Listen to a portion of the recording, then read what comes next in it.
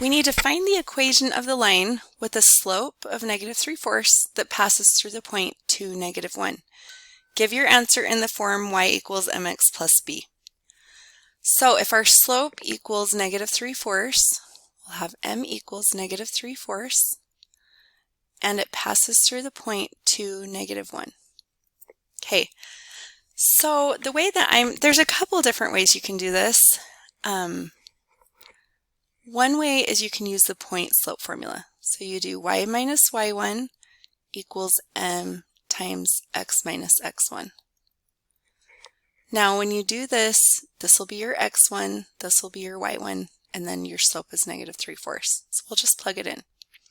So we have y minus a -3/4 equals m, which is -3/4. Oh, I messed up. Let's fix that. It's like, wait, I don't need to do that twice. Okay, so y1 is -1. There we go. So y1 goes in the y1 spot, equals -3/4 times x minus 2. Okay, so y minus the -1, we get y plus 1 equals, we want to distribute this into both, so we get -3/4 x. Now this one, if you want, you can even do to the side. You can say, okay, -3/4 times a -2/1. So 4 and 2 will cross cancel. You could do that. Or you could do -3 times -2 is +6/4. So those negatives cancel each other out. And then simplify this. We can see these both would divide by 2. So 6 divided by 2, we get 3. 4 divided by 2, we get 2. So plus 3/2. Okay, we want to solve for y though, so we can -1 on each side.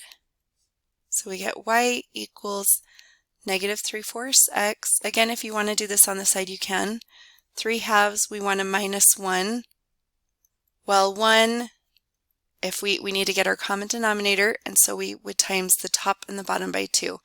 So as long as we times the top and the bottom by 2, it's like we're timesing by 1, because 2 divided by 2 is 1, and it keeps the same value.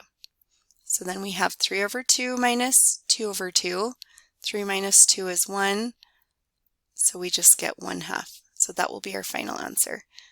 There may be another way you like to do it, and if that way is working for you, for sure do it. Or if it's not working, maybe try this method. One idea too is make sure to check your answers in the calculator. It's like when you do -3/4 times -2, check it.